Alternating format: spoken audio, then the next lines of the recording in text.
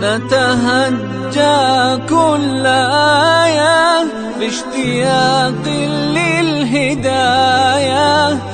الحمد للہ رب العالمین والصلاة والسلام علی سید الانبیاء والمرسلین. بسم اللہ الرحمن الرحیم. اللہم صلی علی محمد وعلی آل محمد وبارک وسلم. رب اشرح لی صدری ویسر لی امری واحلل عقدۃ من لسانی یفقہوا قولی واجعل لی وزیرا من اہلی آمین یا رب العالمین. ناظرین کرام السلام علیکم ورحمۃ اللہ وبرکاتہ. اللہ رب العالمین کی توفیق سے پاکستان بھر میں اور پاکستان سے باہر بھی کچھ مقامات پر مطالعہ قرآن حکیم برائے طلبہ و طالبات کی تدریس کا عمل جاری ہے، اور اساتذہ کرام کی معاونت کے لیے سلسلہ ہم نے شروع کیا، اور اس سیریز کو ہم نے نام دیا ہے نبی کریم صلی اللہ علیہ وآلہ وسلم کا طریقہ تدریس اور مطالعہ قرآن حکیم برائے طلبہ و طالبات.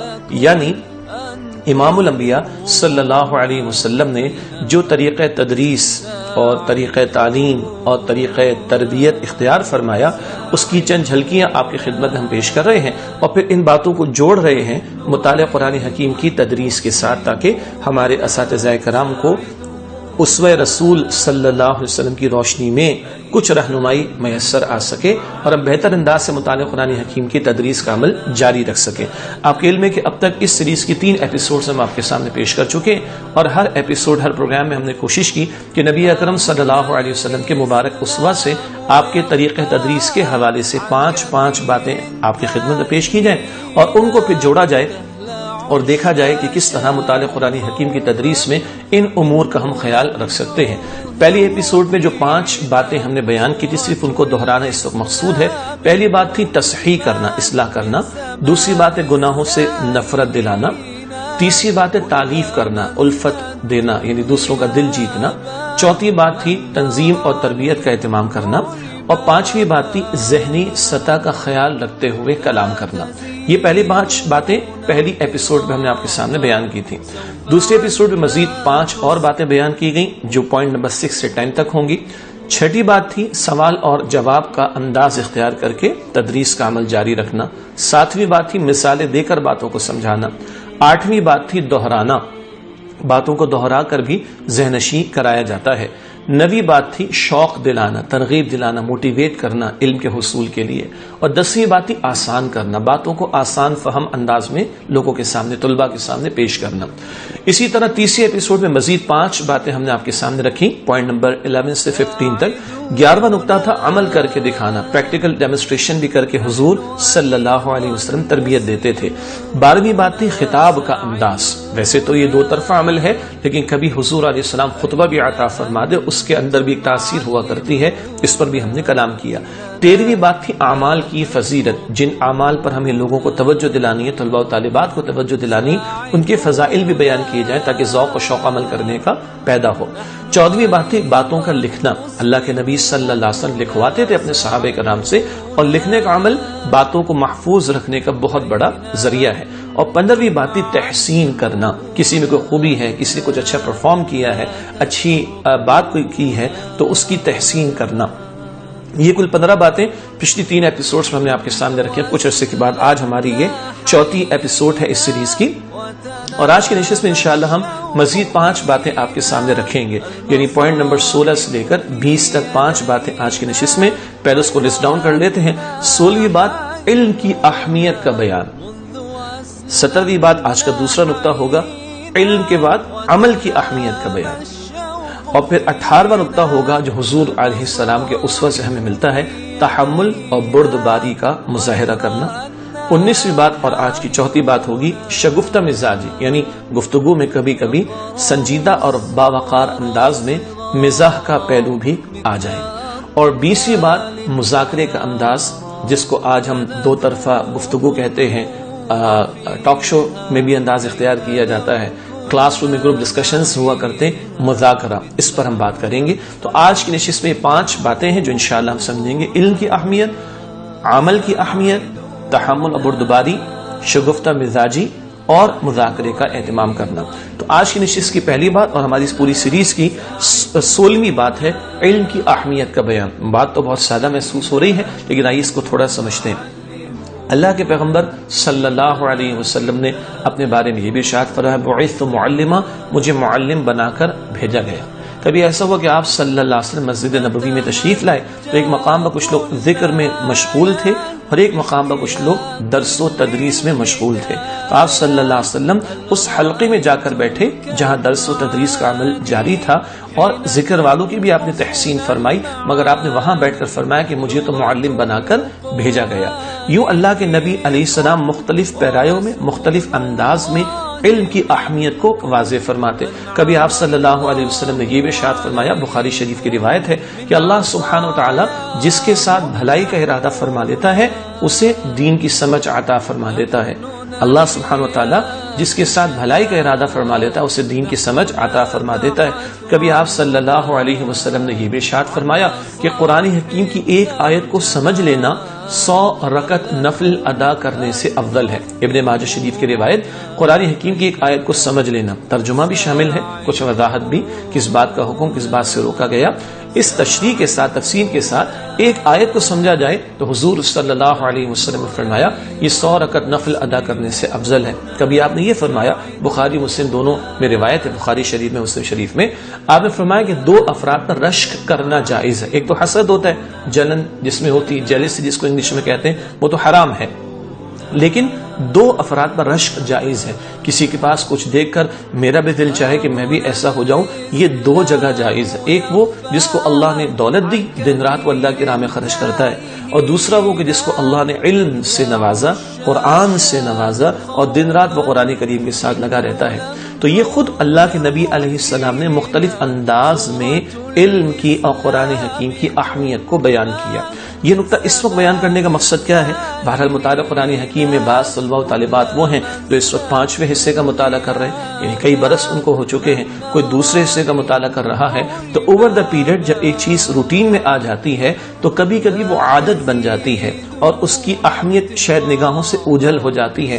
تو بار بار ان باتوں کی اہمیت کو اجاگر کرنا، بار بار قرآن کے پڑھنے کی فضیلت، قرآن کریم کے سمجھنے کی فضیلت، قرآن حکیم کو سیکھنے کی فضیلت، یہ ہم اپنے کلاس روم میں بار بار بچوں کے سامنے رکھیں گے، طلبہ و طالبات کے سامنے رکھیں گے تو ان کا جذبہ بیدار رہے گا، اور یہ محض ان کی عادت نہ بن جائے بلکہ عبادت بن جائے۔ یہ نقطہ ہے سمجھنے کا کہ ہم اپنے تدریس کے عمل کے دوران گاہے بگاہے مطالعہ قرآن حکیم کی کلاسز میں فضائل قرآن پر مبنی جو احادیث ہیں ان کو ذکر کرتے رہیں تو یہ ذوق و شوق بڑھتا رہے گا۔ اور سچی بات ہے، اصل میں تو اساتذہ کرامی اس وقت ہمارے مخاطب ہیں کہ یہ تو ہمارا اپنا ہی فائدہ ہے نا، ہمارے اس ترغیب دلانے سے یہ طلبہ و طالبات دل جمعی کے ساتھ قرآن سیکھیں گے، عمل بھی کریں گے، تو ہمارا بھی میٹر ڈاؤن ہوگا، ہمارے لیے بھی اجر و ثواب کا باعث ہوگا انشاءاللہ۔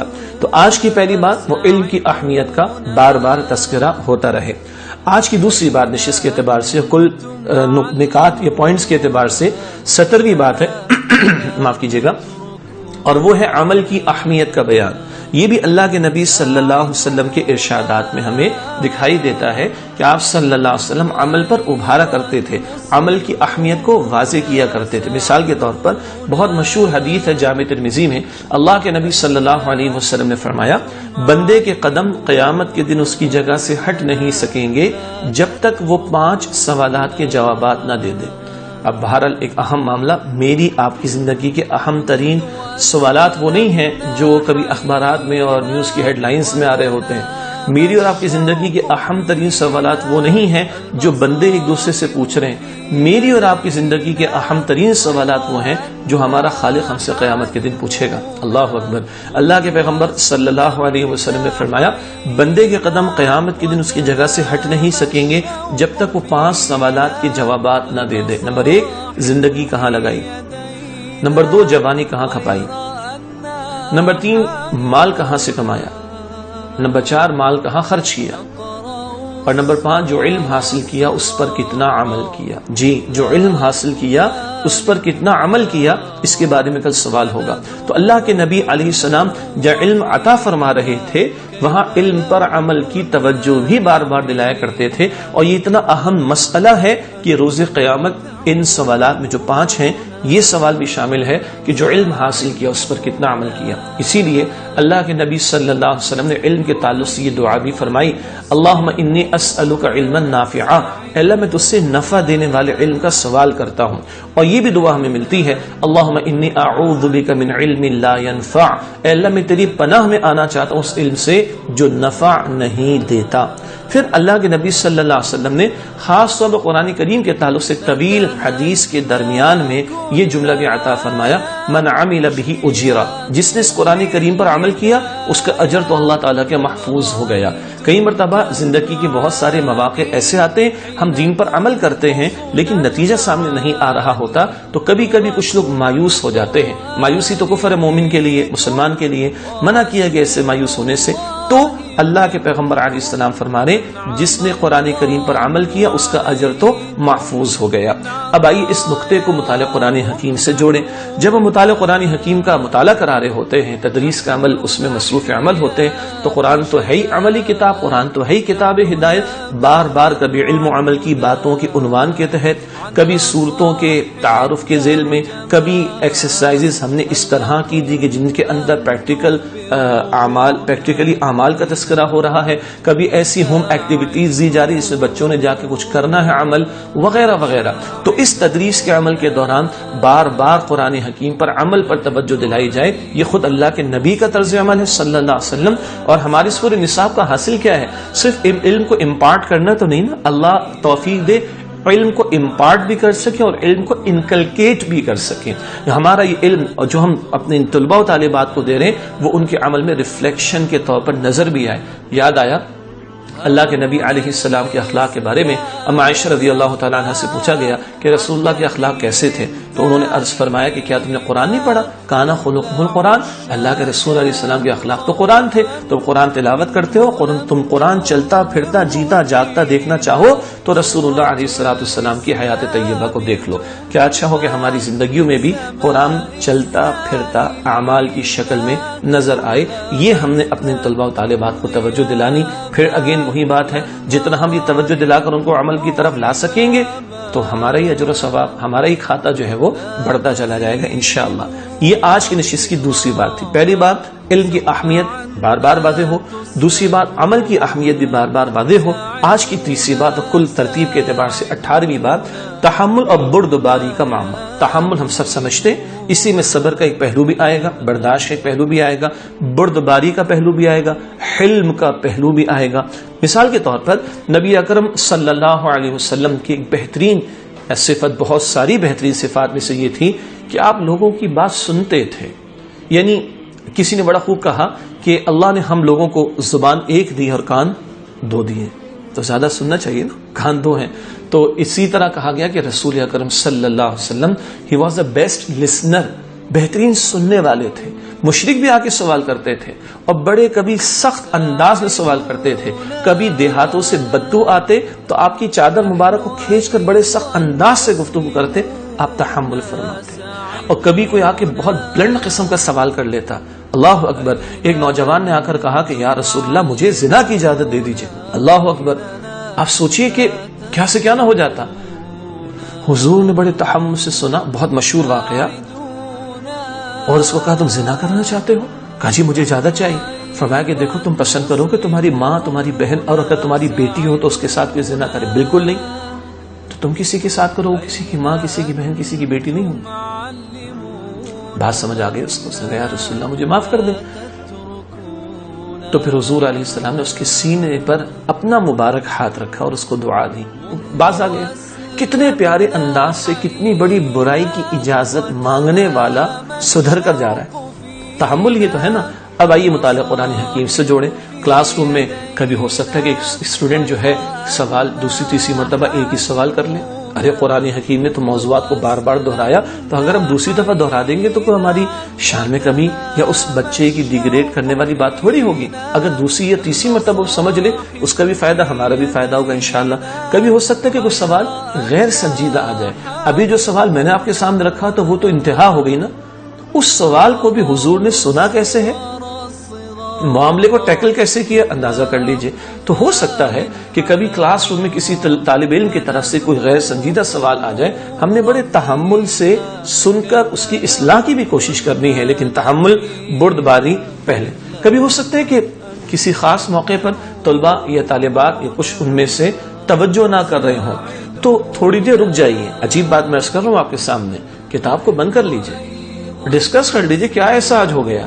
ہو سکتا ہے کہ کسی خاص علاقے میں خاص کسی تناظر میں کوئی پرابلم آ گئی ہو اور اس کی وجہ سے بچے آج کی پڑھائی میں دلچسپی نہیں لے رہے.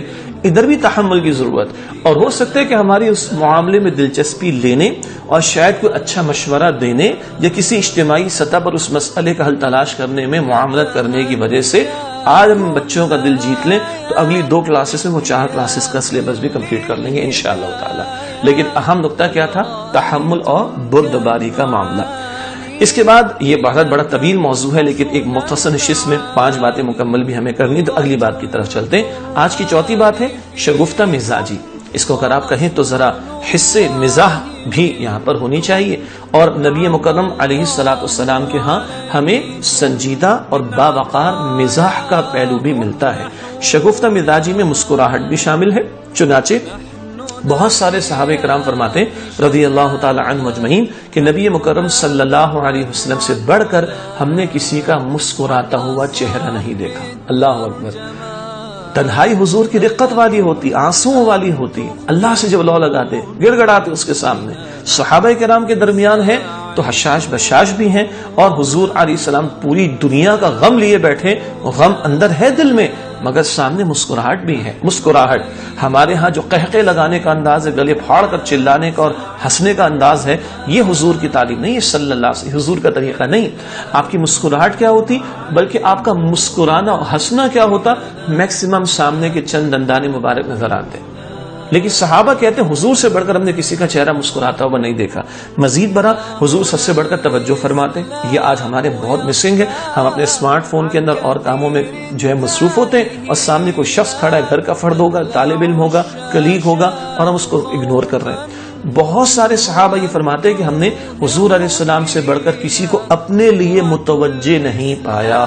کئی صحابہ کرام نے ذکر کیا کہ جب حضور ہم سے بات کرتے تو لگتا ساری دنیا میں ہم ہی یعنی میں ہی سب سے زیادہ حضور کو سب سے زیادہ پسند اور محبوب ہوں, اور میرے سوا کوئی بھی نہیں. اتنا حضور توجہ فرماتے اور حضور مزاح بھی فرماتے. لیکن ہمارے آج جو مزاح مذاق بن چکا اور مذاق سے آگے بڑھ کر تذلیل کرنا بن چکا, یہ تو حرام ہے. مسلمان کی آبرو سے کھیلنا حرام ہے. لیکن اور ہمارا مذاق کرنا جھوٹ سے شروع ہوتا ہے اور ذلیل کرنے پر ختم ہوتا ہے.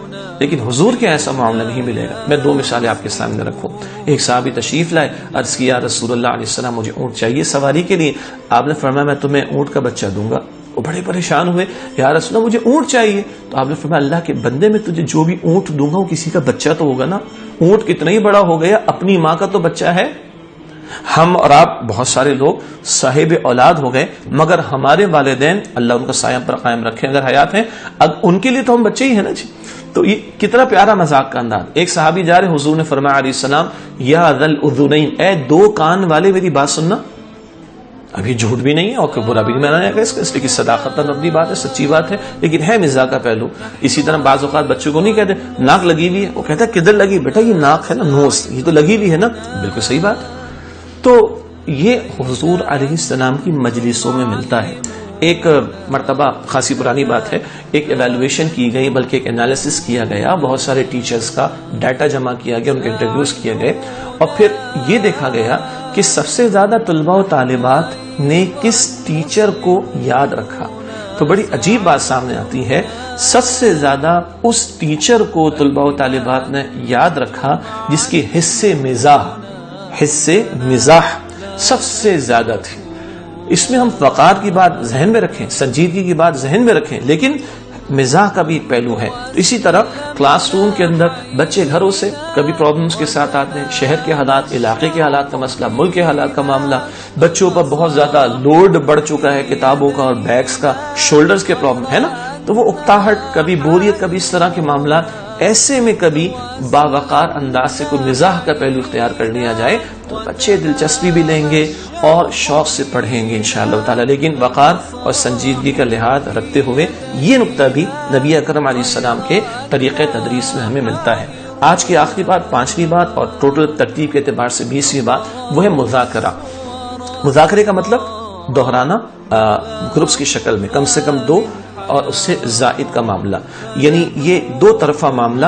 اس سے بھی تدریس کا عمل بہتر ہوتا ہے، سیکھنے والوں کو سیکھنے کا عمل تیز کرنے میں آسانی ہوتی ہے۔ اللہ کے نبی صلی اللہ علیہ وسلم پر قرآن کی وحی نازل ہوتی اور آپ صحابہ کرام کو لکھواتے اور ان سے سنتے، جی کبھی 2 آیات آ رہی ہیں، کبھی چند آیات آ رہی ہیں، تو کون سی سورت کو کہاں رکھنا، کون سی آیت کو کہاں رکھنا، یہ ساری ترتیب حضور دے گئے صلی اللہ علیہ وسلم۔ تو حضور سناتے، صحابہ لکھتے اور آپ ان سے سنتے تھے۔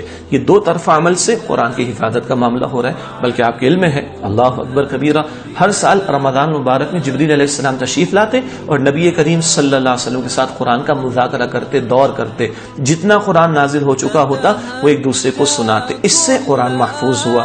ٹھیک ہے، اسی طریقے پر اللہ کے نبی علیہ السلام کے صحابہ کرام نے حضور کی احادیث کو کس طرح یاد رکھا۔ اکثر ہی صحابہ قرآن کے حافظ تھے، لیکن اکثر نے حدیثیں لکھی بھی ہیں اور یاد بھی کی ہیں۔ ابو ہریرہ رضی اللہ عنہ وہ تو رات کا 1/3 حصہ حضور کی احادیث کو دہرانے میں صرف کرتے، اور پھر صحابہ کرام رضی اللہ تعالی عنہم اجمعین اپنے بچوں کو حضور کی تعلیم سکھاتے، سنتے، سکھاتے، سنتے۔ اصحاب صفہ کو ہم جانتے، وہ حضور سے چند آیات و کچھ باتیں سیکھتے اور مذاکرہ کرتے، ایک دوسرے کو سمجھایا کرتے تھے۔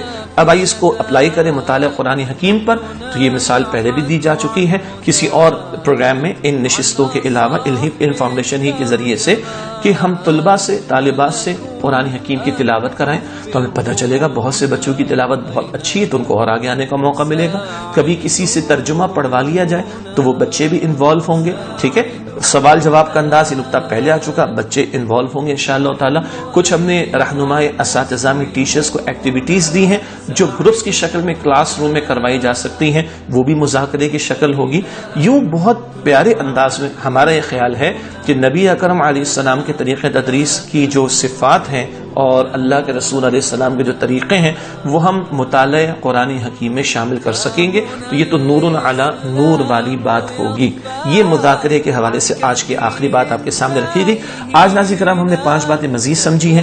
علم کی اہمیت کو بار بار دہرانا، قرآن حکیم کے فضائل کو بیان کرنا، عمل کی اہمیت کا بیان، قرآن تو کتاب ہدایت اور عمل کی کتاب ہے تو عمل پر ابھارنا، اس کی توجہ دلانا۔